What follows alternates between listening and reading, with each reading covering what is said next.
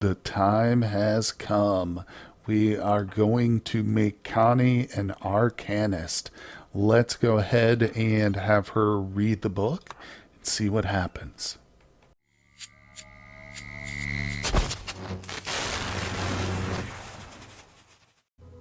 Welcome to the channel, everybody. My name is Ryan, and we are back with some more RimWorld today. And of course, this is the medieval and magic playthrough. We are jumping right into things. We've got a couple of injuries after the most recent raid. Randy hit us right at the end of the last episode, so if you did miss that, you're just tuning into the series for the first time, there is a link to the full playlist down in the description. But let's take a look at Cole and what she's doing. She's eating a little bit. Alright, she's got 23 hours to live. I'll keep a close eye on her just so she doesn't bleed out in 23 hours, but I think we're going to be safe.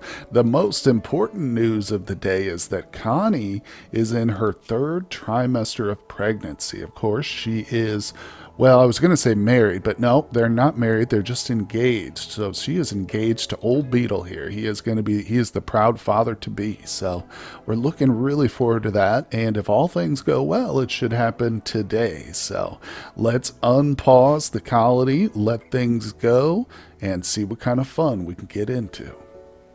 Speaking of fun, looks like we've got ourselves a brand new weapon, the flame bow. So I haven't bought it just yet, but just taking a look at it here, it's a simple short self bow with a load of incendiary arrows. The arrows carry fuel and an igniter. Upon impact, they spray fuel around and ignite. I think I know of one colonist who this is going to be perfect for.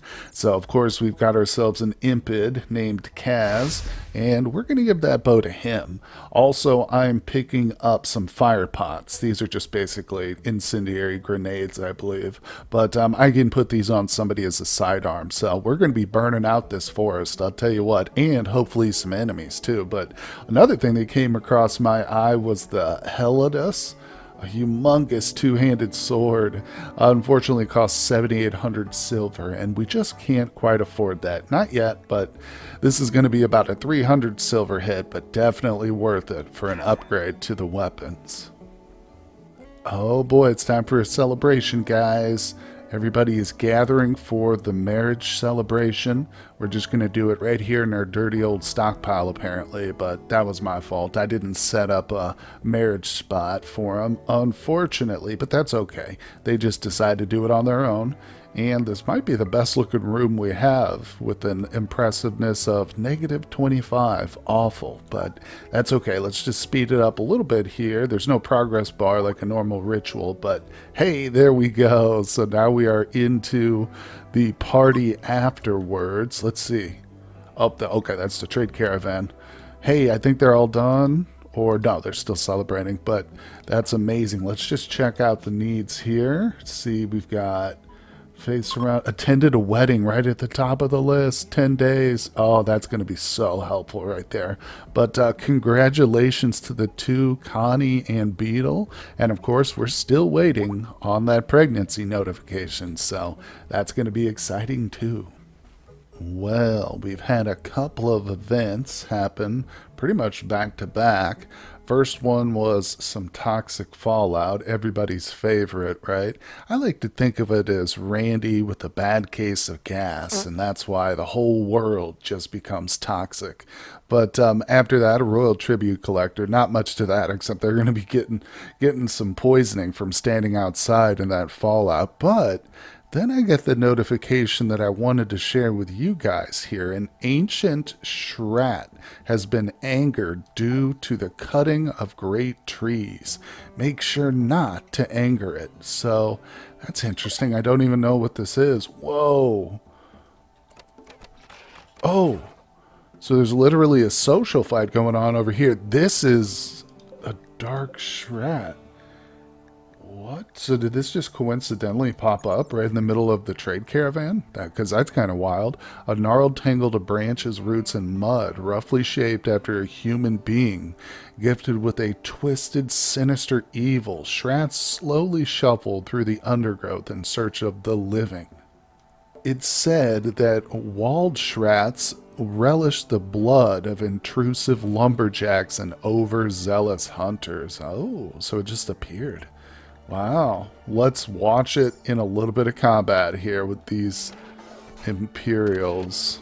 Oh, and he's been downed. We're going to go harvest this sucker. I don't know what we're going to get, but we're certainly going to find out.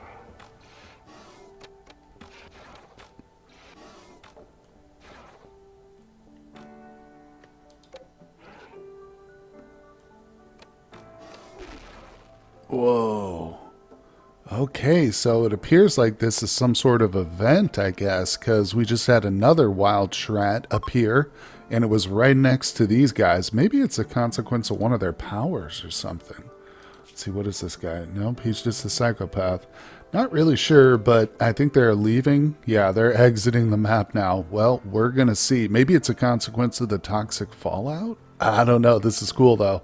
It's pretty exciting. Oh, I got to move those. But no, this is pretty exciting here. It's like new. It's like RimWorld is brand new again. So that's really cool. Now we've got this guy out here. Let's check his health. 8 hours. Yeah, we can rescue him, and it's possible he would join, but most likely he'll just leave after he's been recovered. And we'll get a little bit of faction influence from it. We will have to feed him. Looks like he brought his own bread, though. But yeah, we'll go ahead and grab this guy. I'll get Bear to do it after he butchers up. Oh, is he butchering the monster right now? I think he might be. Bear, where are you going? It shows him going to the butchering spot. Let's just see. Oh, now he's hauling stuff. Oh, I'm not sure what he was doing. Well, yeah, he'll rescue this guy, and we'll see what this thing's made out of. I suspect it's wood. That's what Bear just had in his hands. When it said he was butchering, he was delivering some wood over here. So that's probably what we get from those shrats. All right, well, this is definitely its own event here, because they're popping up saying because I've been cutting great trees down. Yeah. So, well, we're just going to have to deal with it. It's very interesting. They are relatively tough creatures. I sent Cage out here to take this one out. For whatever reason, I can't... Oh, there it is. Finish off. I think it's the other guy didn't have a high enough melee. But there we go. So that's one we can butcher up. But Cage... Where's that shrat at? Let's see. Is it listed under wildlife? It better be. Oh, it's not. Oh, it's going to make it tough to find, but I think we'll have the rocks take it out just because we're still wandering around out here in the toxic fallout, despite the fact that it can cause a little bit of injury. There he is. All right, let's get him. Release the rocks. I mean, it's either that or keep the rocks in the barn, you know, so they can't eat. They're basically their only food source is to go out and just randomly eat trees and grass and stuff, but... Alright, so Cage is standing out over to the side. He's fine. Let's look at the Shrat's health. Oh, wow. Yeah, they're doing a number on him. At this point, we've got so many of these rocks. It's not even like, if we lose one or two, it's not even a big deal. In fact, it would be kind of good, because then we could... Oh, okay, we got him. Yeah, then we could just butcher it up. No big deal. What else? Did it drop something? Oh, no, there's a dead rat over here, too. Well, I don't know how we can end this. I haven't been chopping any trees recently, which is the interesting part, but hopefully it'll just go away after they feel like they've been, you know, sated enough. Maybe it was due to all the fires that have been spreading around here. There have been quite a few fires.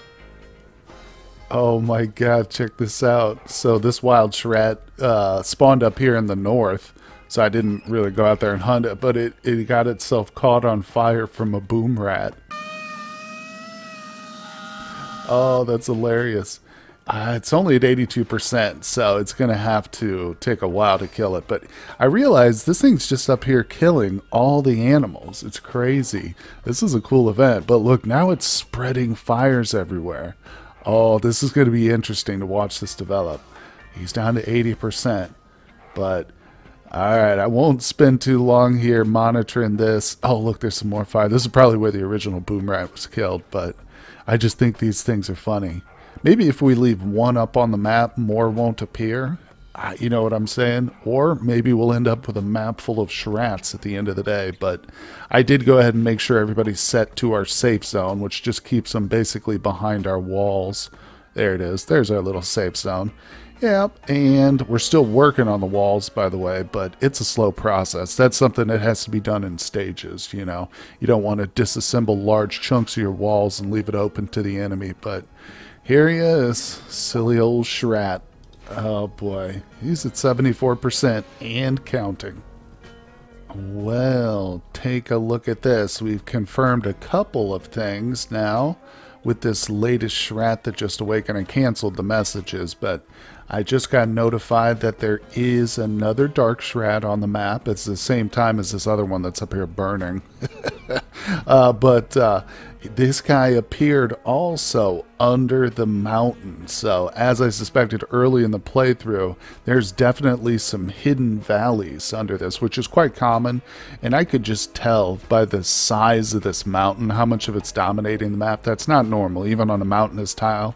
Usually you get about half that. So there's got to be some surface area.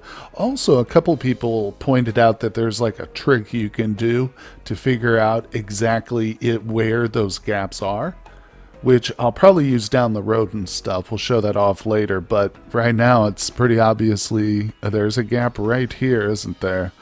I just wonder what's going to happen to this guy. There's no entrance to our base, so we're totally safe from it, but yeah, it's going to be interesting. Now, one last side note.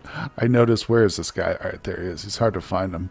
This guy who is going to die, his birthday happens to be today, and he's all over 1,400 years old. But he very stupidly attacked a boom rat, so his life ends on the same day it began.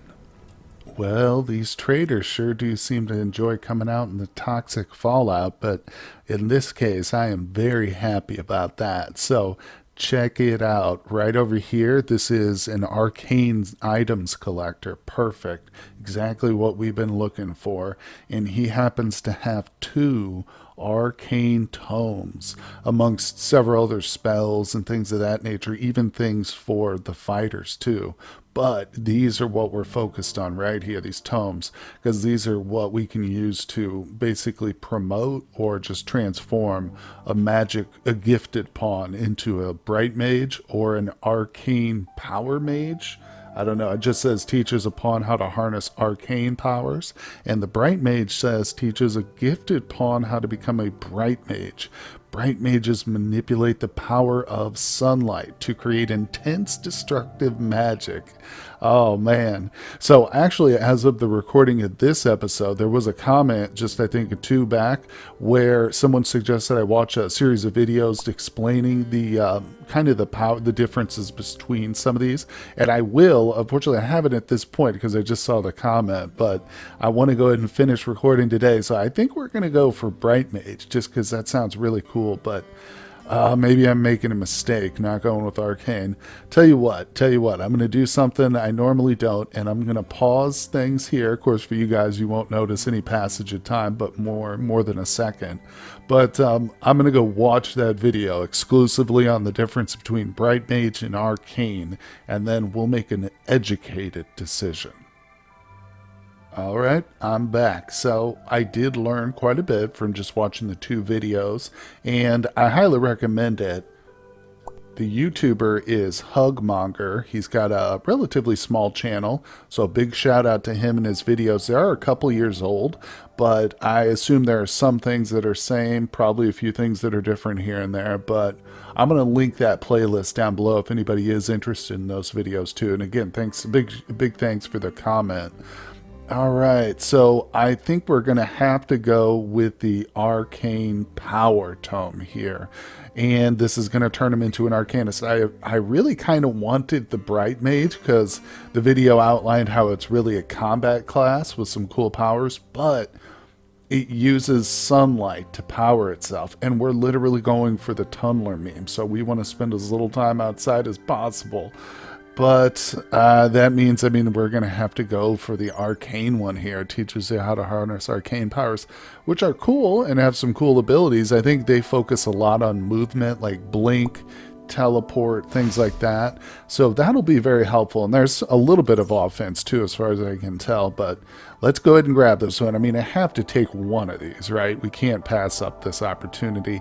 And I'm sure we'll get other magically gifted pawns down the road. So we'll have more variety than just this single one. But it's a good trade. And you can see this is pretty much wiping us out in terms of silver. Yeah, and saddest part is I had to trade away one of the roxes to get this trade to push us right over the edge there, but that's okay. It's totally worth it. We're getting rid of our uranium, jade, some components, and some beer. Now, the components are interesting. Just as a side note, I think we actually do need components for like the wizard's table or something like that, but for whatever reason, there are some areas, I've seen it in quest rewards and a couple other traders here and there, they'll have like advanced weapons like an assault rifle or something like that. So there are still some like high-tech remnants, but if we come across them, I'm just going to ignore them, pretend they don't exist, and I'm certainly not going to use them. So I don't know, maybe I missed a mod that I should have installed. I looked around for something that would eliminate, at least from the research bar, you know, like anything past electricity, but it's still there. It's just you can't get into it, I'm fairly sure. So nonetheless, just a little side note. Now let's get to the fun part and promote, I think, was it Condor who was magically gifted? Oh yeah, well, she's literally flashing with about to go into labor here, so we'll just go ahead and get this thing hauled and put away. Let's let her have her baby first, and then as a celebration she can become an Arcanist. Oh boy, here we go, guys. Childbirth notification. Connie is in labor, just as I had hoped. So let's begin this event. She's going to hopefully make her way into the hospital. It's not too far. Looks like Beetle's already there. He's nervous. The expecting father. Good. Here comes Cole. Is it cold in here? No. It is cold outside, but we've got the fires going and stuff. Connie, you going to make it? Where is she? What is she doing? I've lost her already. Oh my God, she's playing Hoopstone. Will you please just attend the child's birth already? What the heck? And she's playing out here in the toxic fallout. For the love of God, I need to uninstall this, I think. They've got a perfectly good game of they can be playing indoors. But Bera, please interrupt her. Kaz, do that. Oh my God, I can't get anybody to do any work around here. Nope, no good. All right, Connie, she's going. Okay, she's going. Looks like we've got another awakened Shrat, too. It's like this child is the baby Jesus. All the wise men are coming to greet it, also known as awakened Shrats. But, all right, let's just speed this process up. All right, here we go. Just got the little progress bar, which means we're just moments away. Uh-oh, yeah, it's been a long process, too. Cole's over here starving. Hey! But everything was worth it. We've got ourselves a healthy child, little baby Borba. Oh, what a name, baby Borba. Gotta love that. All right, so it is capable of violence. That's good. I'm used to checking that from my last series, the Hussar and High Mates. But yeah, and it's just a pure, plain and simple baseliner. No big deal. Obviously, it's got no personality yet. We'll have to develop that as time goes by. But you can see that the doctor and the proud father are like just dead on their feet because they literally left a baby on the floor. But please put baby Borba somewhere safe now, Daddy. Hey, check this out. So, to be honest, these awakened Shrats are becoming quite annoying. I'm about to look up how to, like, get rid of this event, but one of them was just killed by a wild rox that it attacked out here in the wild forest, but it dropped a heart of the forest. What is this? This is cool. A sphere of life energy, still feeding few writhing vines. Its pulsing rate increases when held in hand, greedily drawing heat from the limb, an important ingredient in numerous occult rituals. Certainly a valuable possession, worth 500 market value. I think that's the first one I've seen. I guess they don't always drop them. I'm pretty sure I don't have one in my... Oh, I do. I've already got one right here. What? No way. It looks like just the one, though. Hey, she finished the statue. I'm trying to accumulate some trade goods. I think we're going to work our way up to a trade mission here in the near future. I've been waiting until Connie recovers, obviously, so we have more guns to defend the colony when they leave. But we'll discuss that later. For now, let's focus on getting this heart of the forest. The problem is there's another one of these things. Yeah, there's another dark shrat out here, so you know what? Like I said, let me again for the second time this episode tab out real quick and just read about this event. Maybe there's a way I can cancel it. Well, unfortunately, my attempts to find info on the Dark Shrat event here was a failure, surprisingly. Nothing I could really find. Maybe you guys out there can help me out in the comments below, but nonetheless, I guess we're just going to have to deal with them. I don't know, maybe they are tied to the toxic fallout. It keeps talking about trees we've cut down, but honestly, I haven't cut a single tree in a while. But just as a side note, too, somebody mentioned a few episodes back about the tar pits that kind of spawned in a weird way. They weren't actually installed, something probably with the mod itself, but I picked a few of them up and I've installed some stuff as I find it near the base here. But anyway, so let's get this dark shrat. Hold on, let me rearrange our bar. There we go. Cage, you know what? I think we're going to let the rocks handle this. It's probably the safest way, but instead of Cage, I'm going to reset it to Kibby because she is a bit faster. So let's see. Every one of our rocks is now trained for combat. That's incredible. I'm not going to be bringing the adolescent ones, though. We'll give them a chance to fully develop, but honestly, I think I can just grab Kibby, bring her out here. This will distract the, the shrat that we've got right here. The roxes can take them out too, especially when we've got like 8 of them going at them. Then maybe I should grab, not Cage, we'll get Beetle. I think he's got a good, yeah, he's at 95 movement. All right, we'll have him come down here and grab the heart. Oh, come on, I gotta take him out of there. We'll just use Indo. He's already set for picking stuff up, so he can haul that for us. Very nice. And I guess I'm going to be on the lookout for more. Look, there is another one right there. Holy crap. I wonder if the one up north got burned, because there was a big fire up here. Huh. I don't see one. But anyway, there we go. So, you know, another little, I guess you could leave me a tip about what these dark hearts are for, or the heart of the forest, or whatever they are. That would be good too. Not too many spoilers, but you know, that since we've got like 3 or 4 of them apparently. Oh, look, he's already in combat with the wild rocks. Okay, maybe we don't have to deal with it. But Kibby is standing by to clean up here. Oh boy, well, we've got ourselves another really cool weapon here, but I just read the description and I'm glad I did. I was about to just buy it sight unseen, so to speak, but I think I'm gonna pass because it's pretty expensive and we're still very low on money. But check this out. So, oh, this is not from a trader either. It's from a group of visitors, man. These visitors are really helpful with their trades they've got. So it shoots out a single highly destructive fireball at a target location, but will destroy itself in the process. So it's like a one-use, basically a rocket launcher. I don't know, maybe I should get it. That actually sounds really cool and possibly extremely useful. Yeah, let's see, because this person is willing to buy a bunch of my clothing. So we're going to sell him the statue, although I probably should put this in some rooms, but we're not quite there yet. I still need to get my my mining specialist going. But anyway, let's sell some stuff here. So I've got to get this deficit worked on. All right, there we go. So I'm only paying him 59 silver. I could go into I could give them a little extra and just take all their silver, but I think I'm just going to save the clothing. But by the way, I forgot to mention, I'm also picking up a set of iron plate armor. So this is actually a really big trade. Also a little bit of food. I think that the armor is going to go to Cage. Since he is our melee person, we're going to wake him up for this too, force him to wear that. Yeah, because he is slow right now due to his lost lung. But I mean, at some point I am going to get some prisoners and we can replace that. And he is top of the list for that. Look, his moving's not too bad right now.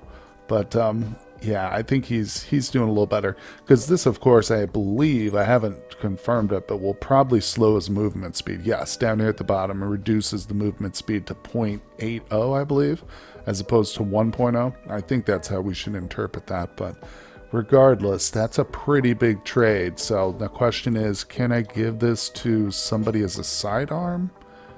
Equip Great Fireball Staff. Huh.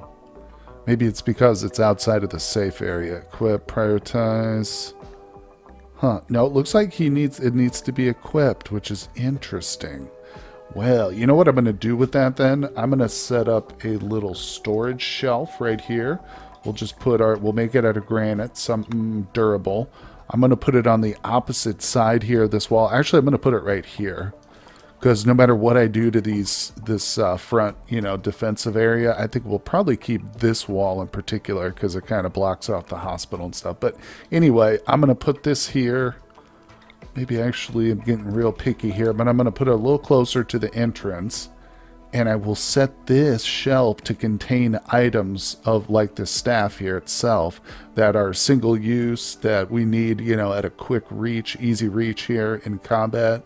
We can just grab it right off the shelf so somebody doesn't have to be permanently without their bow, until we really, really need it. So there we go. I think, again, like I said, a pretty good trade there.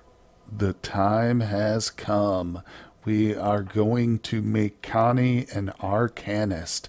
Magic, magic, magic, magic, magic. Let's go ahead and have her read the book and see what happens. Oh, very anticlimactic, but honestly, I don't care. It doesn't have to be a flashy event or anything like that. We just need to get the power. So we've got some spells right away. Let's open the magic tab, take a look. Obviously no points yet, but those will come. And I'm glad to get her promoted so quickly. I'd really love to find something for Kaz, who is physically adept, so we need to find like a fighter scroll or whatever it is, fighter tome. But let's focus on her for now. Shadow. Okay, what does this do? Ooh, there's a lot of reading there. Creates a shadow aura around the caster that periodically buffs an ally. Oh, okay. That's cool. Now you can obviously pause it here if you want to read through all the exact details and stuff. I'll go through this myself, obviously, too, but... Oh, interesting. It's got, like, buffs and stuff, yeah, for manipulation, sight, hearing, blood filtration, which helps with healing. Very cool. Okay, and Magic Missile. I think we're all familiar with the good old Magic Missile.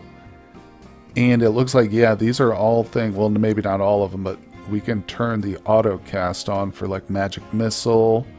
That's interesting. Auto cast for Blink, sure. Summon, why not? And Shadow, yes please. Oh, now that one won't. When I right click that, nothing happens. Interesting. Maybe we need to put points into it or something first. I don't know, but I'll try it again later. Blink, again, another very common spell in lore and fantasy settings, so should be fairly self-evident. Interesting. Range 50. That's a pretty good range, isn't it? Summon. So what does this summon? Summon an object to the caster's location. Oh, I was hoping for like a summoned creature, but summoning an object? Maybe that'll be helpful. We'll see. We'll see how we can get creative with that one. Teleport. Mass teleport spell creates a temporary method of long-range transport. Be warned, the portal collapses after a brief period, causing a feedback explosion. Oh, great. Hover your mouse over the skill. Okay, so that's oh, and what's this? Gateway. Folds reality to open a gateway to another player-controlled location and instantly moves all pawns and items in a 7-cell radius around the target cell to a caster. Okay. Wow. So there's, again, yeah, a lot of different movement stuff here, so that's going to be helpful. Blink will be cool. But I'm also anxious to see just how powerful Magic Missile can be. So that's cool, that's cool. Well, we got a lot of stuff, but we'll build up the Shadow first, since this looks like it's going to be very helpful in combat, no doubt about it, especially when we're just kind of standing on the front lines, plugging away at people. If she can be buffing people around her, that's going to be amazing. But there we go. We've got our first official magic user here in the colony, the Arcanist, Connie. Hey now, check it out. We've got a really decent quest here. and I think we've got a good opportunity too. So first of all, it's a trade quest, which will give you tons of time to complete. So what I've done, it wants 10 winter coats of normal or better quality. We've got Indo, our crafting guy. He's not a production specialist, but he is pretty good. So what he is going to churn out probably will be a good enough quality, but getting him to work on those. We're going to use some of our cloth too, which have been saving, but this is a good reason to use it because the rewards for this are quite interesting. So I think we might go for one of these silent neuroformers. I mean, obviously, no matter what we choose, we're going to get one. But this essentially starts us on the path to having a pawn with psychic abilities, which at first I was just going to ignore and strictly favor like the magic, but it might not be a bad idea to have one pawn with psychic abilities, and I'll have to find somebody with a natural background. Yeah, there we go. Look, Indo right off the bat. I think everybody in our little tribe it probably has natural background, so he's a decent candidate because this way with the natural focus they can actually just worship at the anima tree and they don't have to go through the royalty quests or anything like that or get honor, and they can still become extremely powerful. So heck yeah. Now the good news is too, we don't have to pick this right away. We've got 7 days till it expires, so essentially we've got 7 days to complete the 10 things, and if we need more time I can just accept it, and then it gives you like 20 days to make the actual trip, you know. And if we just take a quick look at this where the actual location is, okay, we can see here on the world map it is this settlement. We haven't looked at the world map yet in this playthrough, but I do have it set to a very high population level, but here we are. So let's go ahead and use our handy dandy route planning tool. I'm going to right click on our settlement and then our destination, and it'll tell me it's 3.8 days there, and of course 3.8 days back too. So I think what we'll do, since I've been planning out some sort of trading trip, we'll get these coats made, and then we can bring along a few other things I've been saving, like the rocks horns and whatever else might be of value for a trade, and we'll fulfill this quest, and maybe we'll be able to find some sort of tome for Kaz, you know, along the way. If not at our destination, we can stop by a few other settlements as we travel. So that'll be exciting, and I think that's a good plan. So we can kind of kill two birds with one stone, and hopefully, like I said, get ourselves a new psychic pawn. But it'll take a while to make them somewhat effective in combat. But let's think about what quest rewards we might want. Leave me some comments down below. I'm leaning towards the harp, the great bow masterwork, and a little bit of gold with this. This looks like the best one for sure. Although, who knows, tornado scroll. But anyway, guys, that's going to do it for today's episode. I was hoping the toxic fallout would clear before it was over, but no luck. So maybe in the next one, guys. I hope you'll tune in for that. Hit that like button if you're enjoying the series so far. Like I said, leave me some comments. Your thoughts and suggestions are always welcome, guys, and I appreciate you all out there, and I will see you on the next one.